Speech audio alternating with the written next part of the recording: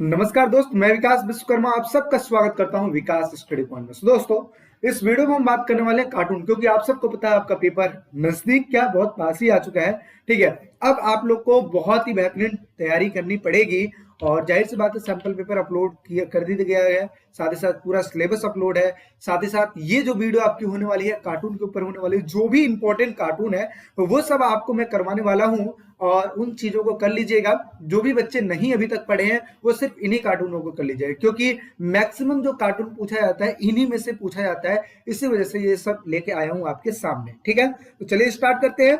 अगर चैनल पे नए हो तो चैनल को सब्सक्राइब जरूर कर लेना, क्योंकि ऐसे ही इंपॉर्टेंट जो वीडियोज हैं सारे सिलेबस से रिलेटेड आप लोग को मिलती रहती है। ठीक है, जैसा कि आप देख सकते हैं इस कार्टून में।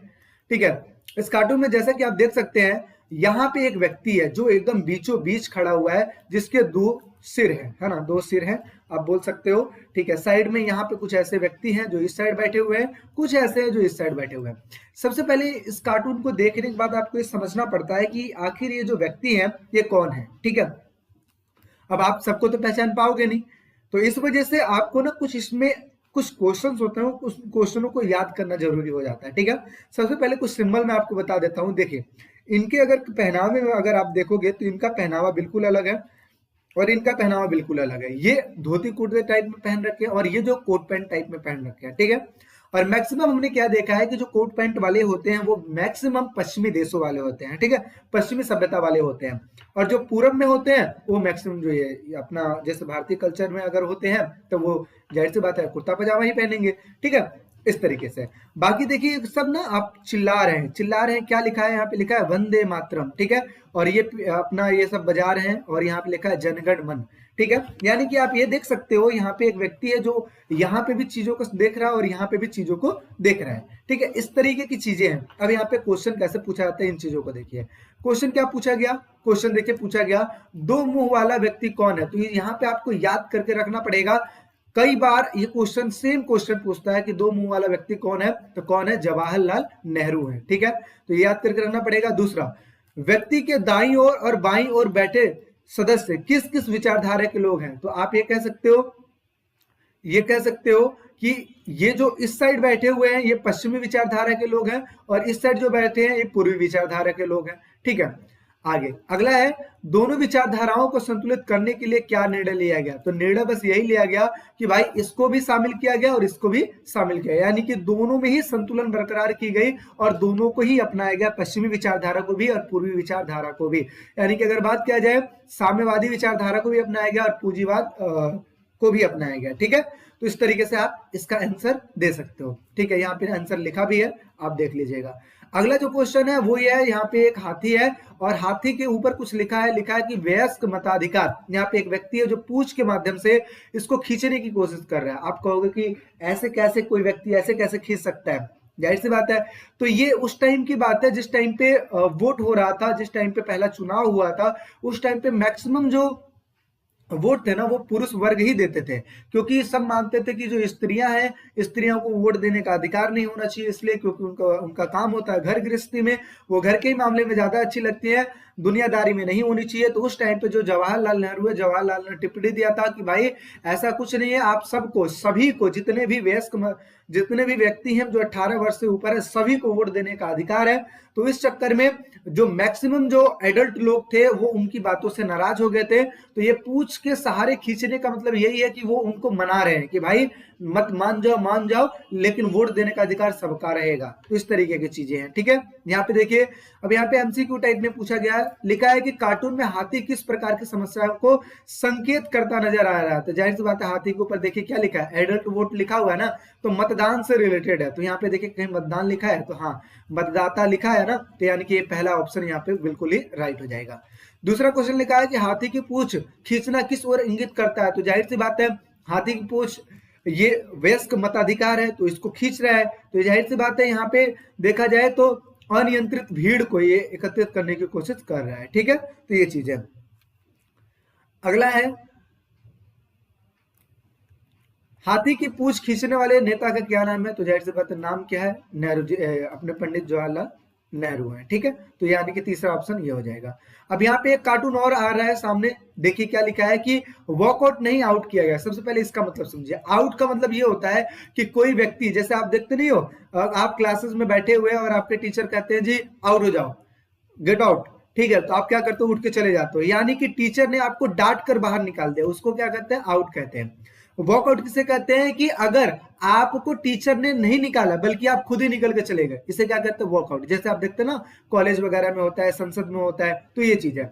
वॉकआउट का मतलब होता है आप खुद से निकल जाते हो, और आउट का मतलब होता है कि आप निकले नहीं हो बल्कि निकाला गया है। ठीक है, यहाँ पे देखिए कुछ और क्या चीज लिखा हुआ है, यहाँ पे देखिए लिखा है ना सांसद, सांसद यानी कि ये सांसद की बात हो रही है, यानी कि संसद की बात हो रही है।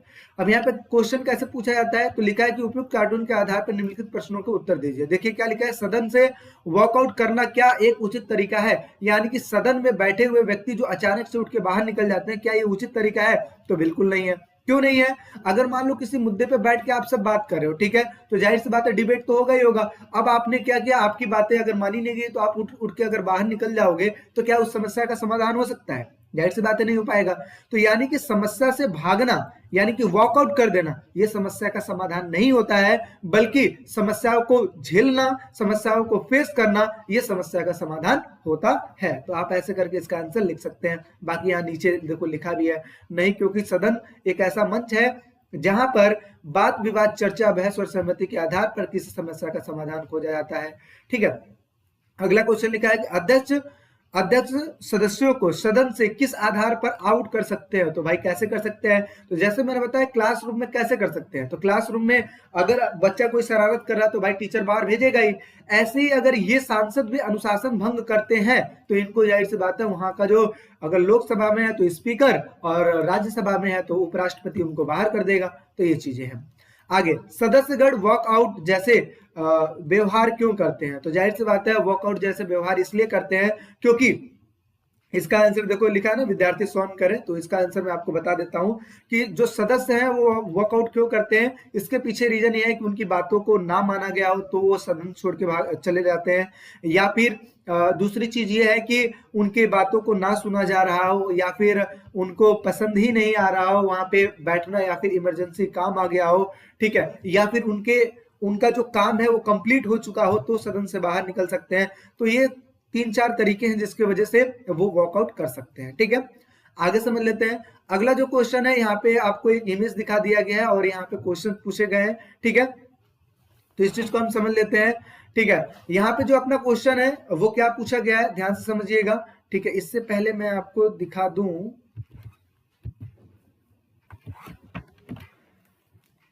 तो चलिए आगे देख लेते हैं। आगे जो अपना है ये तो अपना आई थिंक कंप्लीट हो गया, ये इसी चीज की बात हो रहा था। ठीक है, तो यहाँ पे देखिए जो अगला क्वेश्चन क्या है, इसमें पोस्टर है, पोस्टर में लोकसभा देखिए लिखा हुआ है आगे।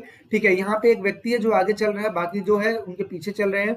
ठीक है, ये अंदर एंटर होने की कोशिश कर रहे हैं, इसका मतलब ये हुआ कि ये संसद में जाने की कोशिश कर रहे हैं। ठीक है, तो यहाँ पे देखिए किस टाइप के क्वेश्चन पूछे जा सकते हैं, तो देखो लिखा है कि चित्र में सबसे आगे कौन नजर आ रहा है, तो जाहिर सी बात है एक व्यक्ति नजर आ रहा है। ठीक है, अब यहाँ पे नाम भी पूछा जा सकता है, तो आप ये कह सकते हो कि ये नेतृत्व करता हुआ कोई लीडर ही हो सकता है। इसका नाम अगर पूछा जाए तो ये बता सकते हो कि ये प्रधानमंत्री है, यानी कि जवाहरलाल नेहरू है। आगे, उनके सबसे आगे होने का क्या अभिप्राय है, आगे होने का अभिप्राय यही है कि वो जो जितने मंत्रिपरिषद होते हैं, मंत्रिपरिषद की अगुवाई कौन करता है, जाहिर सी बात है प्रधानमंत्री करता है। ठीक है, तो यानी कि सबसे आगे कौन चलता है, तो प्रधानमंत्री चलता है, जैसा कि आप देख सकते हो कार्टून में। आगे, किन्हीं दो नेताओं को पहचाने और उनके नाम लिखे, तो यहाँ पे दो नेताओं का नाम लिखना है आपको।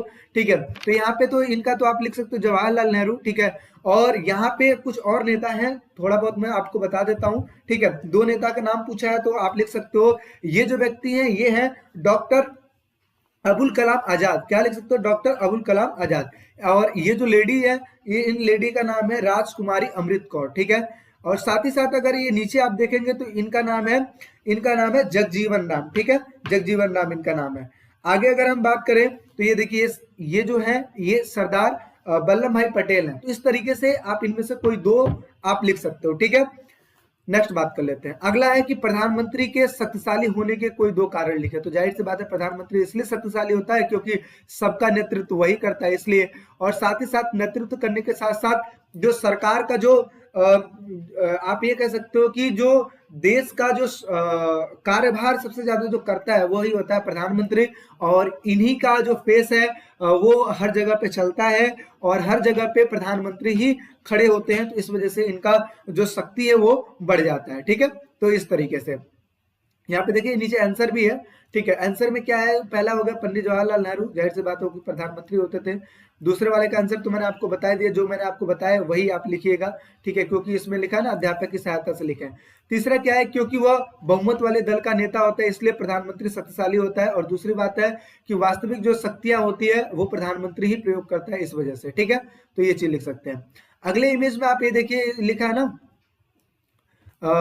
यहाँ पे देखिए एक लेडी है और उसके सामने एक आप ये कह सकते हो कि पति पत्नी है।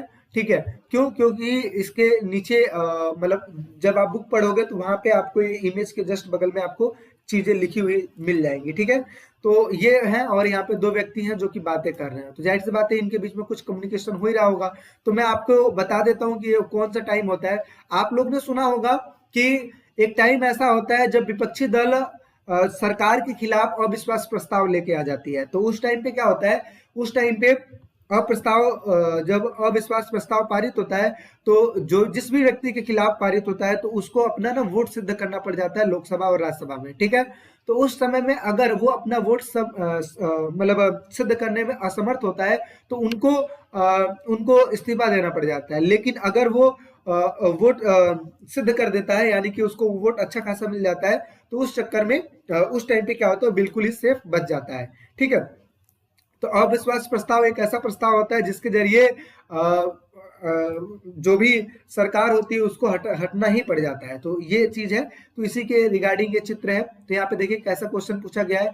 यहाँ पे क्वेश्चन पूछा गया है विश्वास मत से क्या अभिप्राय है। तो विश्वास मत का मतलब क्या होता है कि लोकसभा में जब दोबारा वोटिंग करवाई जाती है, जब अविश्वास प्रस्ताव पारित किया जाता है तो उस टाइम पे वोटिंग करवाई जाती है, और उस वोटिंग जब पास करवाया जाता है तो उस टाइम पे अगर जिसके भी खिलाफ अगर उस चीज को पारित किया जाता है, अगर उसके फेवर में अगर उनको वोट मिल जाता है तो उसी को कहते हैं विश्वास मत, यानी कि वो विश्वास मत जीत लिया है। ठीक है, आंसर भी एक बार दिखा देता हूं। देखिए लिखा है ना संसद में बहुमत, संसद में अगर बहुमत मिलता है तो उसे कहते हैं विश्वास मत। आगे सामूहिक उत्तरदायित्व से क्या अभिप्राय है। सामूहिक उत्तरदायित्व का मतलब क्या होता है कि अगर जो मंत्रिपरिषद है, मंत्रिपरिषद में से अगर कोई भी जो बंदा होता है अगर कोई भी कार्य करता है तो जाहिर सी बात है सरकार के निगरानी में ही करेगा ही करेगा। ठीक है, तो अगर उस सिचुएशन में अगर इंजाम लगाया गया मंत्रिपरिषद पे या फिर प्रधानमंत्री पे और ये इंजाम सिद्ध हो जाता है तो उस सिचुएशन में सरकार को मतलब पूरे मंत्रिपरिषद को इस्तीफा ही देना पड़ जाता है। ठीक है, क्योंकि ये अविश्वास प्रस्ताव होता है तो प्रधानमंत्री के साथ साथ सारे इस्तीफा दे देते हैं उस टाइम पे। ठीक है, क्योंकि ये संसद के प्रति उत्तरदायी होते हैं इस वजह से।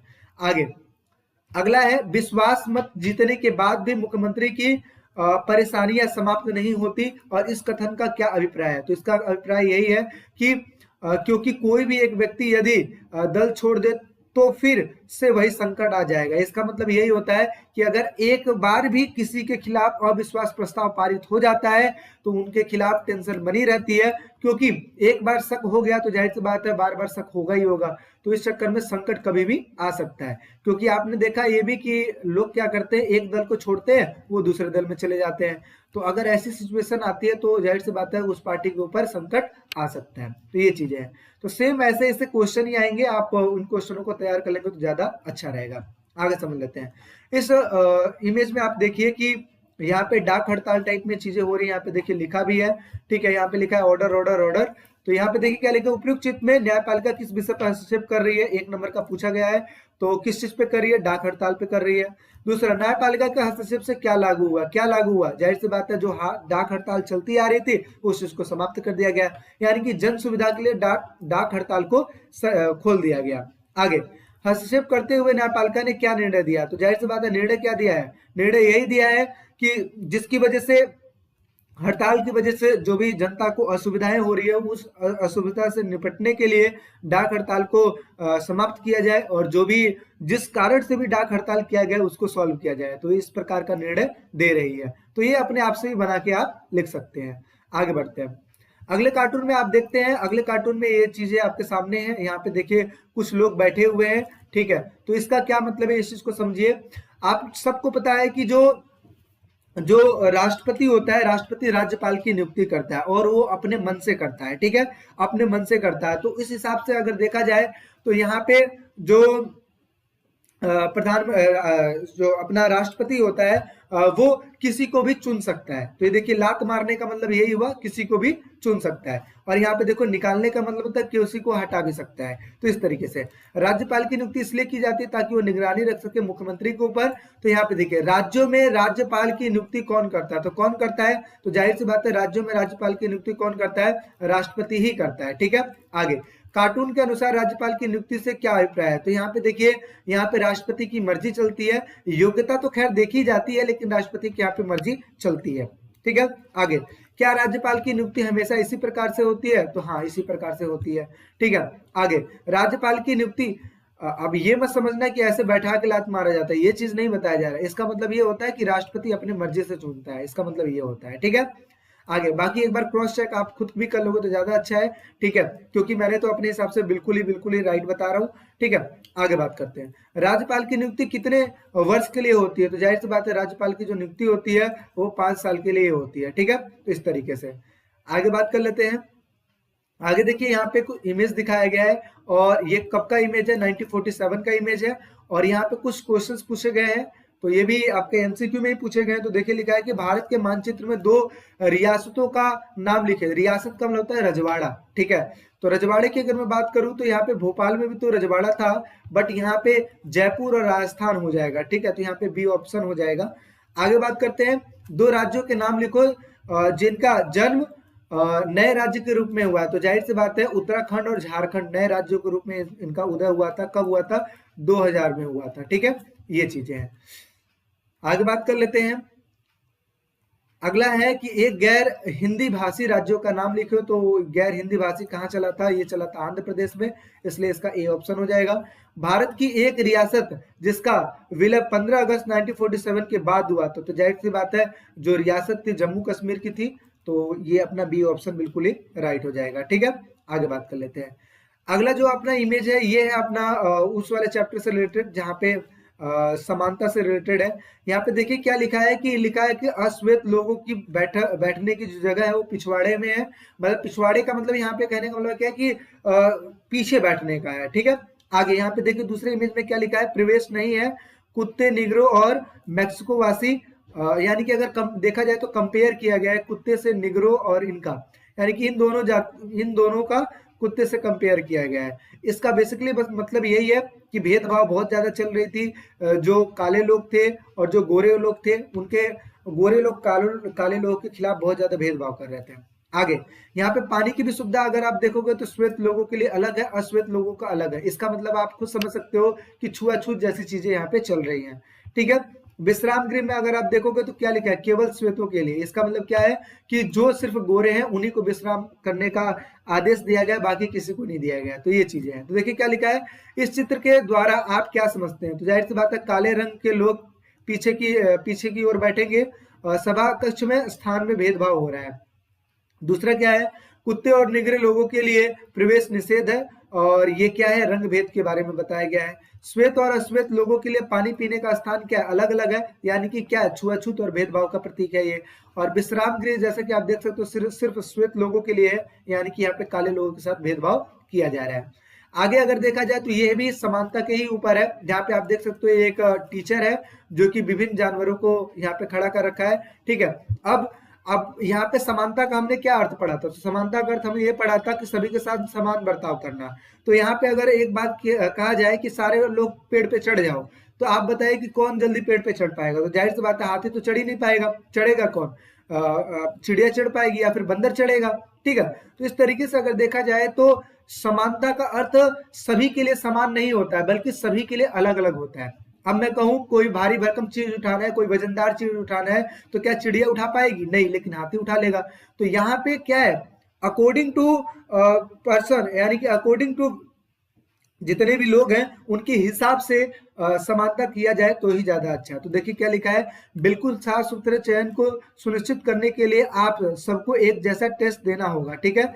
आप सबको इस पेड़ पर चढ़ना होगा। तो यहाँ पे अगर मैं बात करूं कि अगर सबको पेड़ पे चढ़ना होगा तो यहाँ पे समानता नहीं हो पाएगी। तो देखिए क्या लिखा हुआ है, ये देखिए लिखा है, यह विचार की साफ सुथरे चयन को सुनिश्चित करने के लिए सबको एक जैसा टेस्ट देना होगा आवश्यक और उचित नहीं है। क्यों उचित नहीं है? क्योंकि जैसा कि आप ऊपर दिखाया गया है कि एक हाथी पेड़ पर नहीं चढ़ सकता है, जबकि एक पंछी तुरंत पेड़ पर सबसे ऊपर की डाली पर बैठ सकता है।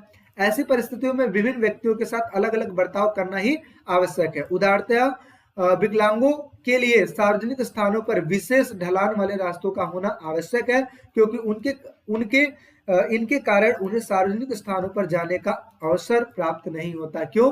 क्योंकि अगर मान लो जीना है, सीढ़ी है, तो चढ़ तो पाएंगे नहीं, इसलिए उनके लिए जो रास्ता बनाना होगा वो ढलान टाइप में बनाना होगा ताकि वो चढ़ पाए व्हील चेयर के द्वारा। ठीक है, यहाँ पे एक लास्ट इमेज है।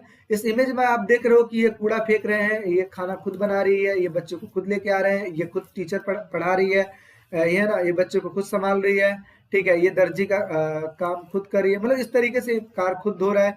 तो इस तरीके की चीजें दिखाई गई हैं।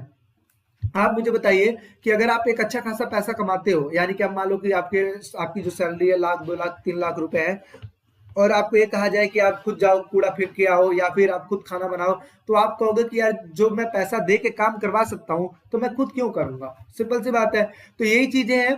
तो आखिर वो काम कौन करेगा? तो वो काम कौन करते हैं? छोटे लोग करते हैं। छोटे लोग मतलब वो लोग जो कि पैसे के लिए कुछ भी कार्य कर रहे हैं। ठीक है, चाहे उनसे कूड़ा फेंकवाया जाए, चाहे उनसे घर का काम करवाया जाए, चाहे कुछ भी करवाया जाए, जाहिर सी बात है जिसको भी पैसे की जरूरत होगी वो कुछ भी कार्य करने के लिए तैयार हो जाएगा। तो यही लिखा है, प्रवासी मजदूरों के बिना भारत के शहरी मध्यवर्ग के जीवन का एक दिन भी गुजार पाना लमसम मुश्किल हो जाता है। तो इसके लिए क्वेश्चन क्या पूछा गया है? तो क्वेश्चन पूछा गया प्रवासी मजदूर कौन होते हैं? तो वो लोग होते हैं जो कि काम के सिलसिले में एक राज्य से दूसरे राज्य में आते हैं, जो कि पैसे के लिए कुछ भी कार्य करने के लिए तैयार हो जाते हैं।